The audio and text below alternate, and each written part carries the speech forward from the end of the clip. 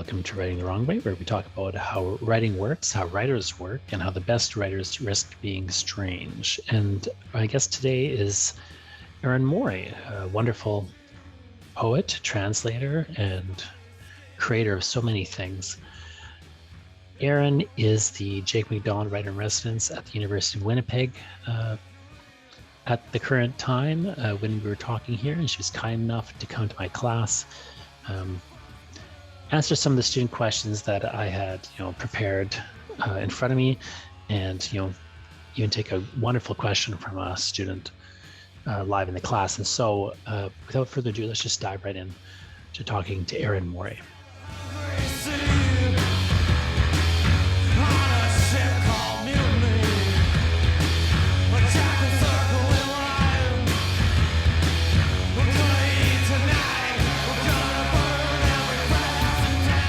Erin Moure is here because of she is the writer-in-residence at the Jake McDonald Writer-in-Residence at the University of Winnipeg. So we're really pleased to have her, and really, thrilled the University of Winnipeg has made this possible.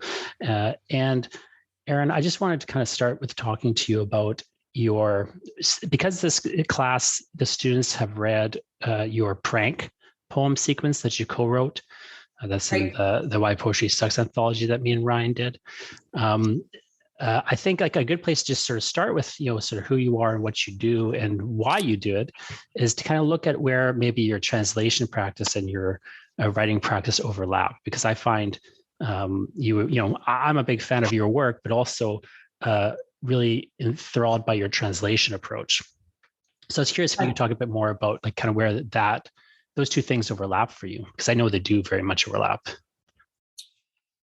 Well, I mean, I think that translating poetry, I speak 3 languages, and because of the ones I speak, I understand 2 others. So I think it's kind of part of my practice to read. I mean, a big part of any poet's practice is reading. And I read in 3 languages regularly, and in my other 2, I can also read. I read in English, in French, and in Galician, Gallego, and I can read in Spanish and Portuguese. I can actually read in Italian and a bit in Romanian, and Catalan, but as well, but more slowly. So I'm. If you're going to be a poet and you speak more than 1 language, you aren't just going to read poetry in English. You're going to read poetry in all your languages, because it's all language to me. It's not different languages, it's just language. And so to me, part of my practice and almost responsibility, the fabric of poetry, is to, when there's works that I like, that I think could contribute something to poetics in English, that I try to translate, I try to bring that to people. And as well, in doing so, it's very fulfilling. I get to live inside other people's poems, and it's I discover resonances. I find things in the poems in working on translating that even the writers didn't think consciously about. So it just makes life very rich and fun. And I know that part of the translation, I feel like it has such a rich literary tradition that doesn't get talked about enough. Another thing we look at in this class is, we look at some Poe, we look at Baudelaire, we look at the different translations of, one of Baudelaire's to the reader. Great. Yeah, that's great. Yeah. And of course, he very famously translated Poe. And then if you look at, a host of translations, like we look at, maybe 20 different translations of Baudelaire, 1 poem, and you can see all these differences. And that's the poem, of course, where he's inventing a word, Trismegistus, kind of taking off this earlier combination of things. And it's very, there's just such a rich literary tradition, and writers, I feel, are so engaged with not just the people who came before them, but also just the cross-cultural, pollination of literature. But yet, it's opened up quite a bit lately, but the Academy historically has had a real, siloing kind of effect in terms of, how to look at these writers and what they're doing. Although that's something that you're stuck with, and it's hard when you're somebody who's trying to learn. And there's supposedly a fast way to do it is to go to school instead of, school of hard knocks. So when I didn't graduate from, but went to, But that's one of the reasons I stopped going to school, was because I felt university was stopping me from reading. But I'm not counseling that to anybody. It's what I did 45 or 50 years ago is not something that's advisable today. But you're still dealing with the same thing, like how to read, how to get interested in something else and go and read over there, how to let the beautiful distractions that you are reading enter your being and guide you. Because I always say, I mean, people ask me, how do you know how, you're going to translate a book, or what are the, what's your, how do you translate, what's your set of rules for translating books? And I always say that the language of the book itself teaches me about the work. It teaches me about itself, and it teaches me how I can translate it. I just have to really be listening. And this kind of gets into your approach to translation. So we were emailing briefly about this before, but a lot of people consider you a more radical or experimental translator, which I know you don't really see yourself that way. That's because I've translated almost 30 books, published books. I mostly translate. It's two factors. One of those is the factor that in Canada, all small presses are subsidized. Publishers that are they're subsidized by one entity, the Canada Council. The Canada Council does not allow publishers to use their subsidy to publish works by foreigners. So even if I translate Chus Pato, I cannot, the publisher cannot use their grant to publish it. They have to publish an extra book on top of all the other work they're doing.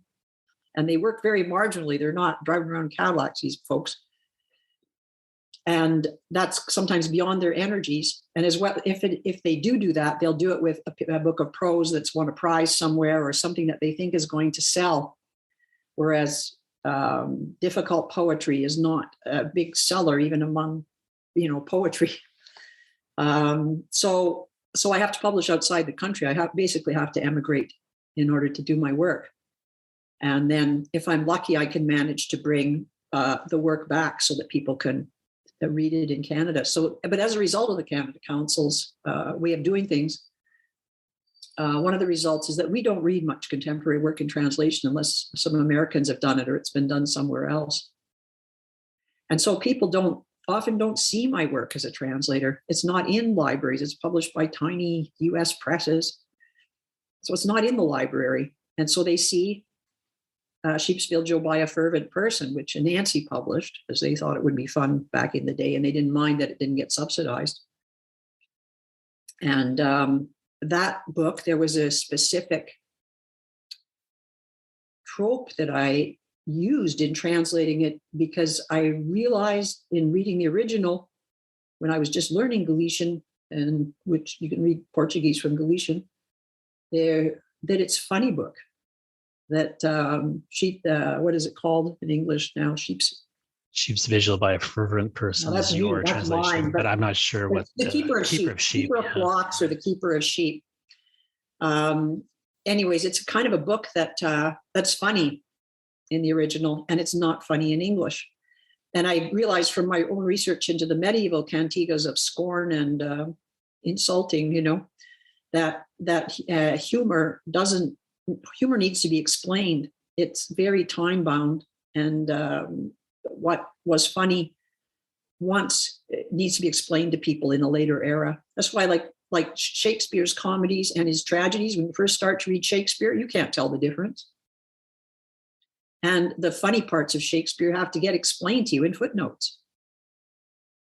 The funny parts of the Portuguese Galician medieval cantigas in the Portuguese and Galician books are explained in footnotes, because they're remote from what was funny in those times, like making a joke about your fellow poet's coat.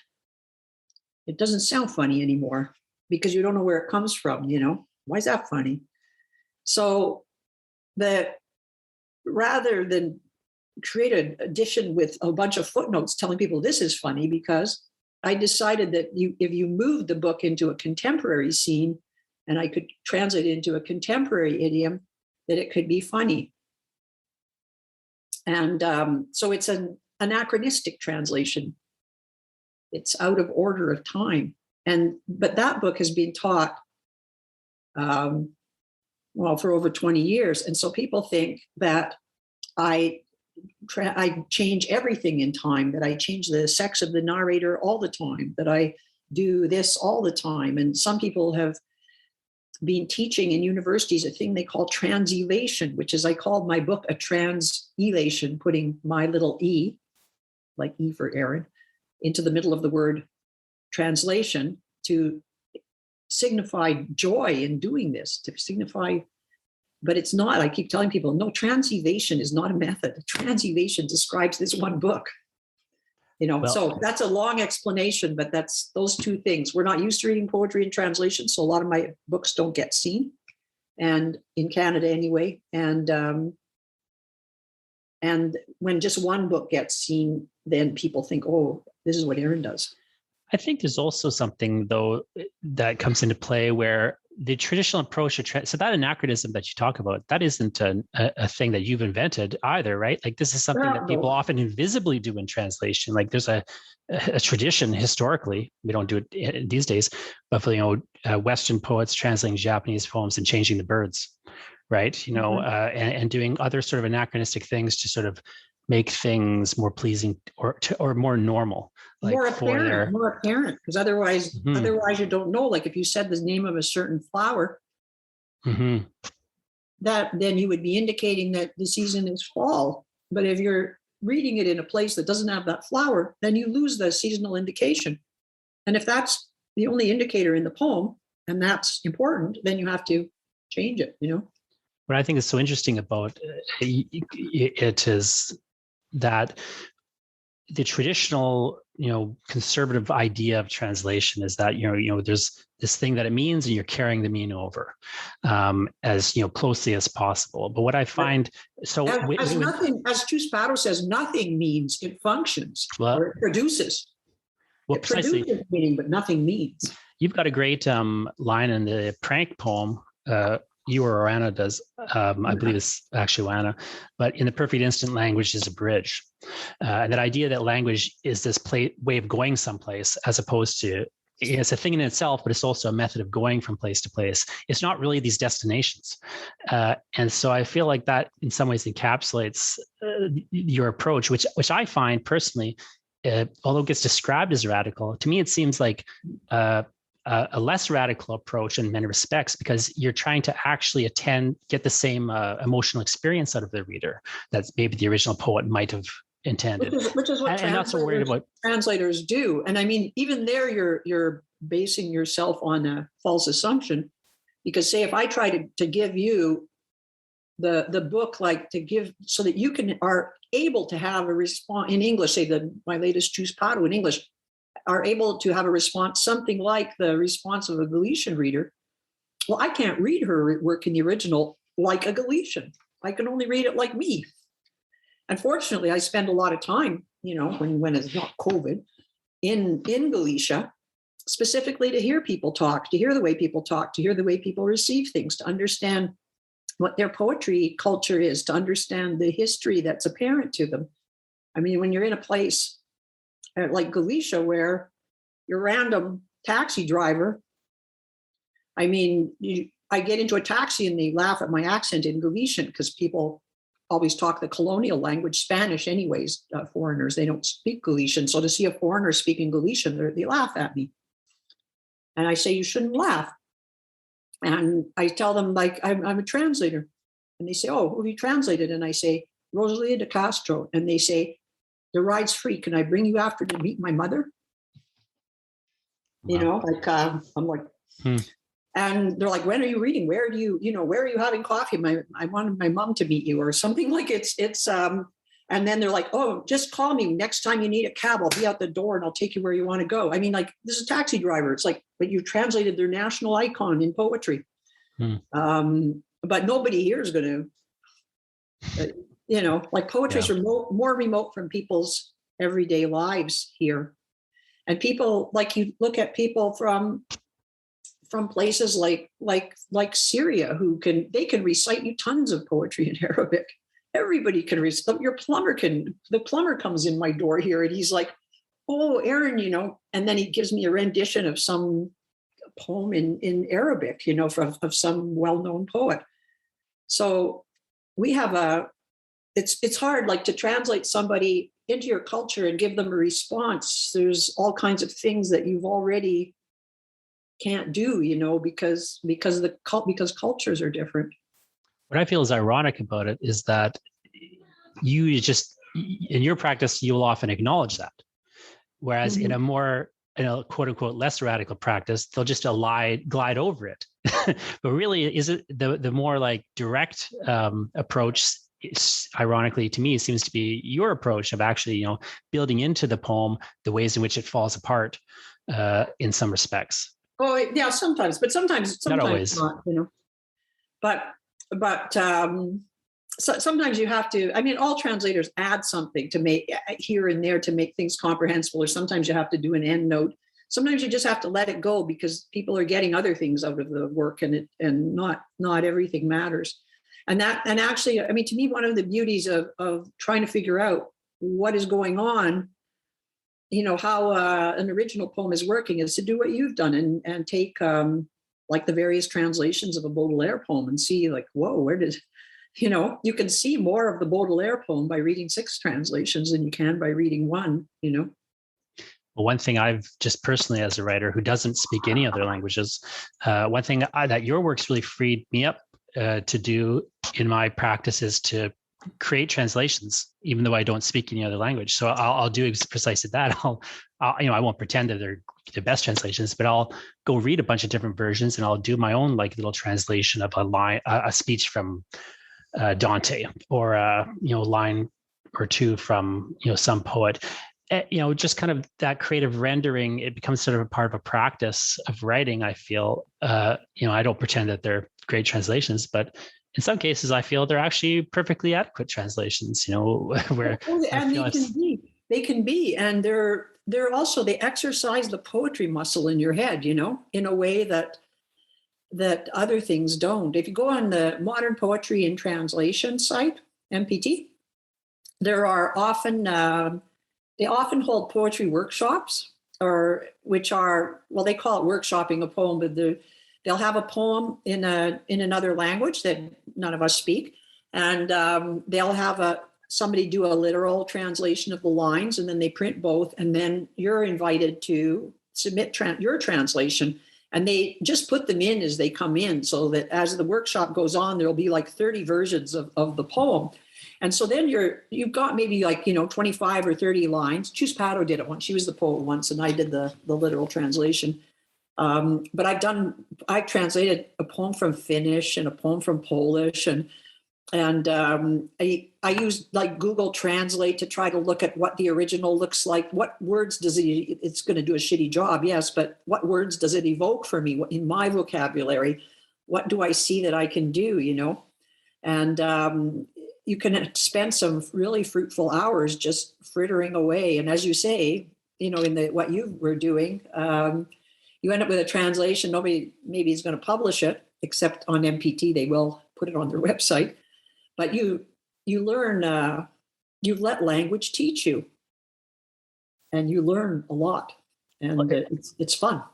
It's an attentiveness too, as you say. Like, I just feel like you're I feel like people who have more of the approach that you sometimes have, just seem more attentive, and they often will get labeled with that kind of experimental label. Like, you'll often get that experimental label. I feel it's some ways an unfair label.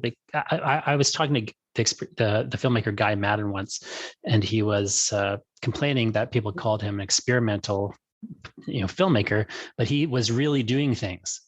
He wasn't experimenting, he was really doing it. But the word in other languages to experiment is to do.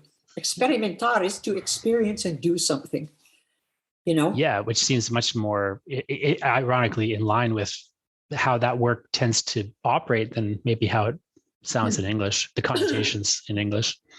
But one time I was in a poetry residency, and a writer who's fairly conservative, who teaches creative writing and poetry fairly conservatively in a fairly conservative town, in a fairly conservative time, a long time ago, I did a class visit, and he set me up with somebody who was an informal leader in the class, speaking up to ask me what use I was to them, basically as the writer in residence. And he said this, so this fellow who would, I could tell by the attention of the other people in the class that he was an informal leader, was said to me, well, you're an experimental writer. We're not. How is that how are you going to be able to read our poems and help us? And I said, what kind of poems do you write? And he's like, sonnets. And I says, and when you're writing your sonnet, you mean to tell me you never experiment? And the whole class just went still. And he said, no, I'm going to make an appointment for next week and show you some of my sonnets. Yeah, it's interesting. So like everybody experiments, even if you're using some of the most beautiful work done in conventional forms is being the result of crazy experiments, really, And even when it appears to really stick to the form, it takes even more experimenting because you've got no out. And so often I feel like quote unquote experimental work is really just going a little further along the line of what people are already doing. Like prank, just to come back to the prank, for example, like the joke of that poem in a sequence in many ways is like, here's all these translations and mistranslations, of a poem that maybe didn't even exist. But from poem to poem, from like version to version, everything that happens to the source text is something that does happen in normal translation. It's just pushed a little further. And of course it keeps piling up because of the sequencing of it all. Yeah. And there's a whole thing too. I mean, it's a bit of vaudeville, really. I mean, in vaudeville, how the pratfall is critical. Like when Charlie Chaplin falls down, he takes a tumble. He doesn't really tumble. It takes a lot of muscles to do that without hurting yourself, though. So, yeah, and to make it look like you've fallen. But so it's kind of like that. It's like there's a conscious effort that goes into trying to make it look like you've fallen.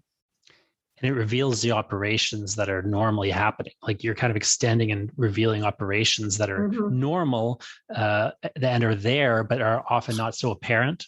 I find that's kind of what poetry does in general. Like it'll take a lot of the literary techniques that we do see in prose, but just make them more obvious. And then when you move into a more experimental or even just a more comedic space, I find it really useful as a teaching tool because it just sort of displays more self-consciously what's happening. Just kind of to go back to just the kind of craft level, I'm curious to know if you could talk a little bit about sort of how you like to work, either as a poet or a translator later, or where you kind of just sort of how your working day goes, as a writer. I get up and I work and then I go to bed at night. Do you have like a particular approach to the process you feel is maybe different from other writers because of your extensive experience in translation, or do you feel like it's just sort of what other writers are doing? When your hand gets too close to your mouth, sorry, you get a crazy violin noise, but no voice. Sorry, I was just wondering if you felt like you had a process that was in any way maybe different from other writers because of your extensive forays into translation, or do you feel like you're just sort of, working like you're digging a ditch? Like you seem more of a crafts person in many respects than. What's that? Like, I mean, I work. Like somebody who has control and an awareness of what they're doing, to me. Well, I don't know. I don't know. I mean, when I translate, I just, I start by reading the poem in whatever French and I type it in English. And then I have to work from there. I just have to work to think about what it's doing, what's the relationship of the language to the next poem. Because I translate books as well, not just single poems.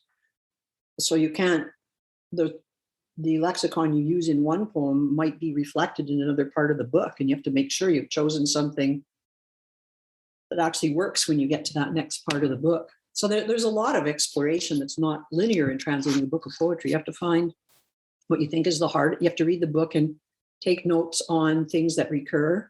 You have to take notes on how the person is dealing with language structures to break them down or move them, and what effect that has on you as a reader. I mean, to me, I guess I have to ask the questions that I would suggest everybody ask of a poem, rather than, how to interpret it or what does it mean. Nothing means, it functions, or it produces, as Pedro says. I look at, like, what is making this tiny little machine work? Where are the pulleys? How are the pulleys organized? Because it takes only this much effort to read this line, and it takes this much effort to read another line. That's pulleys. It's like mechanical kind of engineering things in language that make it work in a certain way or not. And then how is that refracted or reflected later in the book?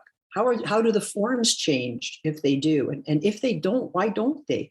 And what does it mean for the space on the page? So I have to ask all kinds of questions of the book and have those in my mind. Like, taking notes isn't enough. I have those questions as I ask them about the poem or about the book. They change me. When you ask a question in any field, it changes you, who you are. It changes you. So to ask a question and be able to try to listen for the answer from the language itself and from what the poet is doing, you're changing and building a capacity in yourself. And I'm just constantly doing that. Partly because for me, it's not work. I love living in language. It's made my life really rich, like it's amazing. What do you feel is the importance of the role of humor in your work? Because you really, of course, in the prank sequence, as you say, it's very slapstick. It's got this kind of Three Stooges, Keystone Cops, people running after one another to try to solve something. But also in your other work, actually in that book. Mm-hmm. And often in your other work, you'll really prioritize humorous turns, which I find just as a hallmark of a lot of what you do. Now, you can get very sad and move into other spaces, of course. But I'm curious to know what you feel is the sort of role or importance of humor when you use it. Well, I mean, I always said, like, you have to in this world, you have to laugh to keep from crying. So a lot of my humor isn't. I don't think it's sarcastic, but it's what it's finding the humor in the disaster. Like, there's always something slightly funny, even when you break your leg, there's something funny about it, So it's to receive the world as being a bit like, taking the Mickey out of you and everybody.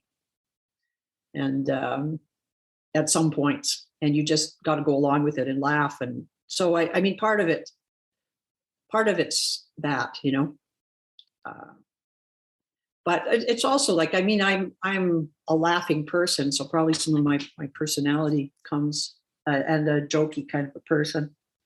There's a kind of humor in Galicia, probably Portugal too, called retranca, which is like, people say things and it sounds serious, and then it hits you that it's like not, but it's not. I've seen it translated as sarcasm, but it's not English sarcasm. It's something else, and that retranca is actually the humor that's in Sheep's Vigil. That's that Pessoa employs. Talk a little bit about Pessoa, particularly in that heteronyms. You've also made use of these heteronyms in your work. Of course, the Sanpedrin, who is in that prank sequence, is an important part of that. But I'm curious if you could kind of, I know you get asked this a lot, but and these students haven't quite looked at the Pessoa poem. I often will teach from the Pessoa book, but this time we're looking at prank. But Sanpedrin shows up. I'm curious if you could talk just a little bit about Eliza Sanpedrin and some of the sort of ways that you've used that heteronym. Well, I don't know that I think she's kind of, I call her a pantonym, but because she's not like a heteronym in Pessoa, and there's other writers, Iberian writers too, that have used heteronyms. Pessoa is probably the best known from modernism from the 20th century. is that his kind of attitude was be multiple, like the universe. And he created poems and bodies of work by people, but not only that, he created their biographies, their histories, their horoscopes, even what they like to eat. He created a whole person who then wrote differently than another person. So I think that Elisa Sampedrin arose for me in writing Little Theaters years ago. And I wrote Little Theaters right after writing O Citadin, which was a very citational book. It's a kind of book of a mixed genre, philosophy, poetry, fake philosophy, constructed text. And in that book, there was a lot of citations, though, and unfortunately, like, it got shortlisted for a Governor General's Award, and I hadn't asked for permission for any of this. You know, you can cite things a wee bit in a book of poetry or somewhere, but you can't get very far without having to ask for permissions. And I didn't ask for permission, so I was so afraid of having that this light was shone on this book, and I was going to get sued by Derrida or something, you know, and that I got so stressed out about it that in the next book, I said, next book I write no citations. But then I found, like, sometimes the text has a kind of will of its own, and that it wants another voice to comment on something. And that was when that figure of arose that was commenting, who became a theater expert. I had to follow her around. She became a theater expert, and you know, I had to read a lot of books to make her into one too. But that's where she first appeared, in this idea that she interferes in other people's books. She doesn't bother to publish books of her own. She just interferes in my work.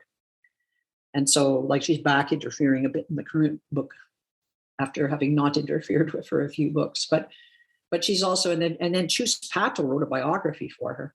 So then she had to take on that biography, and she has a personality and stuff that's probably one of my personalities. That's she's cranky, and I'm kind of not, mostly, so that she can be the person who's cranky, and you know. It's the great the playfulness of having that, as you said, this sort of alter ego who's interfering in your work in a manner of speaking is it's so generative and great. I love hearing that Chus Pato has written a biography for Elisa Sampedrin. That's so amazing. Well, Elisa Sampedrin too. She's like Elisa is like Lise, it's like slippery, smooth, slippery. And Sampedrin comes from San Pedro, who's Saint Peter. You know, upon this rock I build my church. But Sampedrin, with that that ending, Sampedrin, it's a very little rock. Slippery slope. Sampedrin. Pedrin is like a pebble. So it's a slippery slope of a church built on this very tiny rock. So I enjoyed that about it too. I came up with that name and then did some research to make sure she didn't already, that somebody else didn't have that name already, and nobody That's wonderful. did.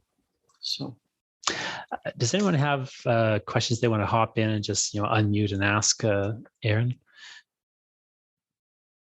Just pause to check in. If anybody wants to ask something, or I'm perfectly happy to answer you.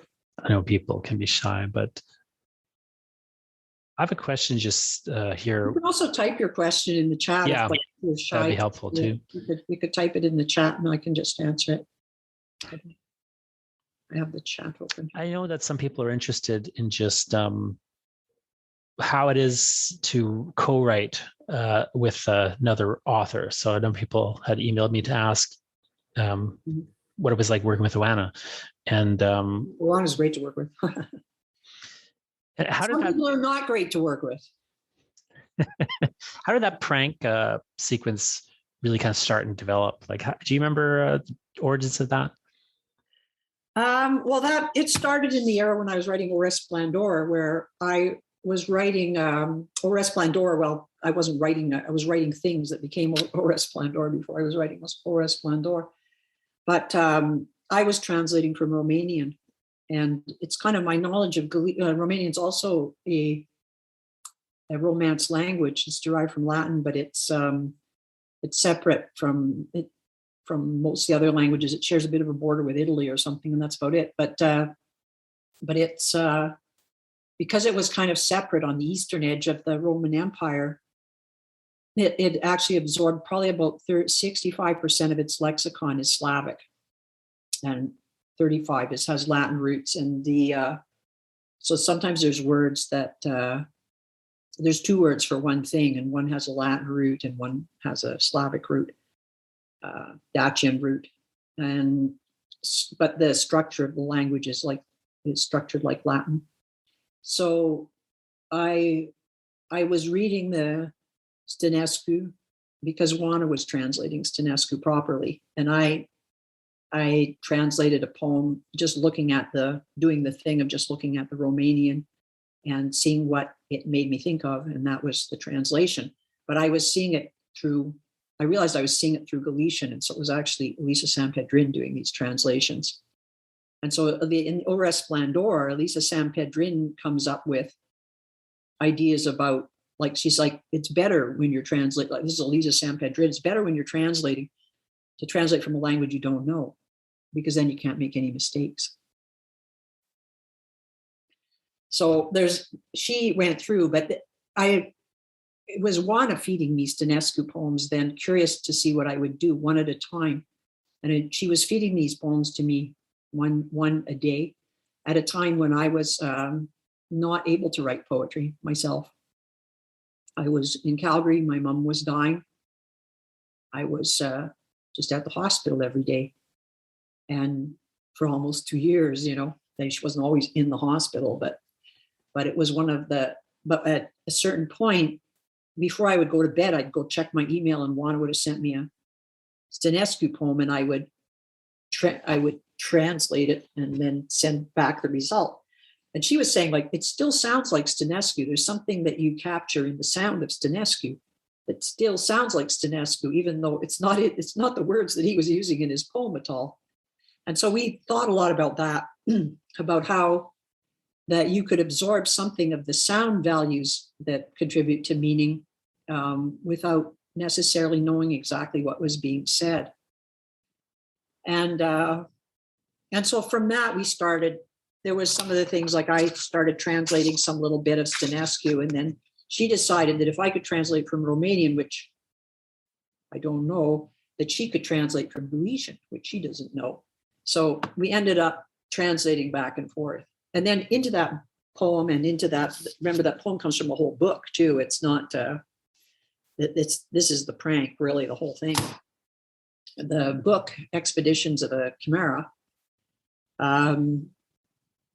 we were also playing with the whole notion, the Derridian notion of the signature, and of, Derrida says, like, what actually asks in some of his work on the signature, what actually does the signature guarantee? And I'd already worked on, when I was translating or writing these my own versions, having just read the Galician cantigas, I wrote my own poems that are not translations, but using some of the tropes and styles in the poems. And then I signed them. All my poems, the last 2 lines of the poems is the archive number of the poem and the name of troubadour, because I like the names of the troubadours a lot, so I wanted to put them in my poem too. So a lot of people think that is a translation. Those are translations, that book, because they're all signed with the name of a troubadour. But in fact, the name of the troubadour is the last line of the poem. So what makes something a signature? Why is a name a signature? And what does that reveal? And, like, what does it guarantee? And that's especially interesting to somebody named Juana Avasilikoi, everybody's like, and our friend Juana, blah, blah, blah, because few people start to learn how to, say a version of her name. And then my name, which, honest, it's got like 9 letters, 4, then 5. Like, I often don't recognize how it's pronounced or how it's spelt, and so, like, what does this name? And then plus in Galician, my name is Erin Moure. And then in English, it's Erin Moure. And in French, it's Erin Moure. And it's like, so what does this name guarantee exactly? It keeps changing. Does it? All these names guarantee the same person? Like what are we signing up for when we see something as the signature? And so we realized in writing this book too that we could sign each other's names. I could put Juan Avasilikue on my poem because I'm a writer. I can do it. And so we gave ourselves permission, like to do that and to play with those notions. And then we derived immense laughter too from wondering what people would think and who wrote what. Plus, we gave ourselves permission to alter what the other person wrote. Like if I sent her something, she could alter it and then write her own. So she could. We gave each other absolute freedom for the other person to do whatever they wanted to the text. I love that approach. When you are collaborating and doing that with people, because it's just such a playful. It just, I think, is a reminder of how, at the heart of all this language play, there's some play. There's fun and excitement and joy in it, and even if it is going to move into a darker or sadder space at times, there's this that movement has a real energy to it. Mm-hmm. Oh, for sure, and it's lovely. There's these things that are I don't know. It's lovely, just those playing with things and playing with sounds. There's this series of on the things on the street. Like I live near Saint Denis in Montreal, and there's these lit up things that have like a map of where you are, so you can figure out what's around you. And they also sell ads and do things. So there's these ads these days for this radio station. It's probably hard to see on my phone. This is as tall as me, this sign, and it's wow. There's a few of them. There's one that goes just do do do do do do do do do.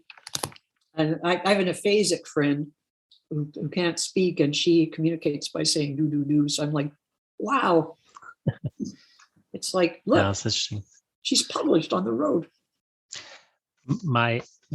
Just to jump to this prank for 1 second. There's a poem in here, or there's two facing poems on page 42 and 43 of that of the anthology.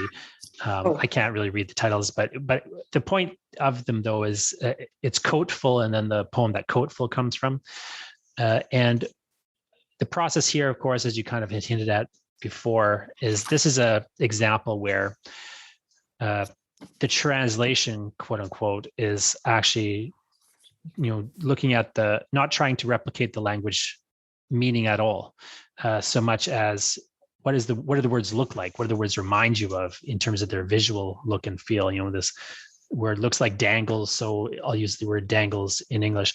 So that's a very extreme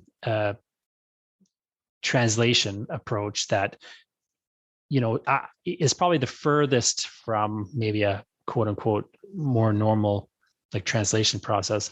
But that's a lot of poets have done that type of translation. B.P. Nichol did a lot of it. Mm-hmm. For sure. That it's almost like an I rhyme sort of in concept, but like an I translation. I'm curious to know what you feel those really playful, really kind of language focused quote unquote translation methods that don't really have a lot of interest necessarily in what the thing means, but more of an interest in the surface and the focal, the language focus of it. I'm curious to know what you think about those sorts of more kind of extreme or language or material focused translation approaches. Well, I wouldn't call. You can get so far that you're not in translation anymore. You're using translational methods for your own practice. And a lot of what people have called translational poetics is basically about appropriation of other people's work, because they do this using other people's work without their permission, so that I can write my own poems. And that's really like, that is driven by the narcissist value of poetry. It can go a certain distance, but if it's not accompanied by actually trying to listen to and welcome the work of others and trying to alter yourself in order to recognize the work of others, instead of altering the work of others to support yourself. If there's not that other direction in the traffic, then, if it's not a two-way street, then pretty soon all the cars are out in a field somewhere. There's nobody downtown. So it's there's that. I mean, in this book prank, or it's called, Expeditions of Accumera, we use translational tools, but we're writing our own work. We're not really translating But even here, where you're writing your own work, it's all based on this Stănescu poem that doesn't exist. You still are capturing the tone of that Stănescu approach, it seems. So there still is like a somewhat of like a deference to the tone, and there's of course a permission in the sense of like you two are collaborating here and playing around. So I think it's interesting to hear you talk about it that way. I never thought about it, but it makes a lot of sense to kind of consider the motivations and the process as part of the poem and that kind of moral positioning. It's interesting. I'm curious to know if anyone else has like things they want to jump in here before we kind of move towards letting Erin go. We have about 10 minutes left. So does anybody have, you don't have to, you can ask a question about some other. Yeah, anything at all, really. That's what kind of chips she likes. What's your favorite type of chips? That's what I want to know. Uh-huh. Erin, can I ask a question? Mm-hmm. Sure. At what point in your life did you like branch out from being a girl to being like a strong woman in? Sorry, I know it's a convoluted question. I know, like when did you decide that you were a writer that could speak so passionately about everything? Oh, I don't know. Did you ever feel suppressed? Like, did you ever feel suppressed in your voice? No, because I'll get out of it. I'll leave. There was this expression, I don't even know if Baudelaire said this, but somebody once said it, I always have this in my head. Baudelaire said they left two rights out of the rights of, what's that French thing? The rights of man. And they were the first ones to have a kind of rights declaration, the French in their French Revolution. Anyways, and Baudelaire says they left two rights out of it: the right to make a fool of yourself and the right to leave. Mm-hmm. And so I thought, gee, I'm going to take advantage of those two rights: the right to make a fool of yourself, and the right to leave. So I just don't worry about being foolish. I guess I think strength is misinterpreted as being strength when really it's just a willingness to let yourself be foolish in a way, I mean, in a way, I'm still 12 years old. I really haven't got it yet, But you seem to me, like you seem like how did you break through to that other side? As Moure said. I don't know. Well, one thing is I realize that I'm no better than other people, and other people no better than me, that other people feel uncertain, and other people can stutter, and other people cannot make sense, and other people can be embarrassed, and also like I tell people, like, I'm actually a shy person. They're like, kidding me. And a friend of mine said, yeah, Attila the Hun was shy too. But I have a hard time to speak up a lot of times. But then too, like, I'm an allergic person. And so the world has always been alien to me because it's not a safe place for me. Yeah. And so I have to say things now because they're, maybe things will just totally screw up tomorrow and I won't be around, I feel like I hear what you're saying, and I just I want to say the same things. I just want that like extra little thing to jump out like you are jumping out right now. Thank you for all that you do. Oh, well, thanks. I don't know that I do so much. I do so much because I'm in good company. I always figure I can only do things because I'm in company of others. To me, it's all, I work a corner of, it's like we're all embroidering on a big blanket or something, or quilting a big quilt. And I feel I can do my bit because I feel other people there. I feel the fabric tug as other people are doing their work. And I know I'm just doing my corner. It's all I can do. And, but we need the corner. Yeah, thanks so much. That's a great question, Laurie, and a great sentiment, I think, Erin, to end off on. It's been really pleasant to have you here in this little community, and thanks so much. And thanks, everybody. Thanks. Hope we'll meet some of you later on. Take care.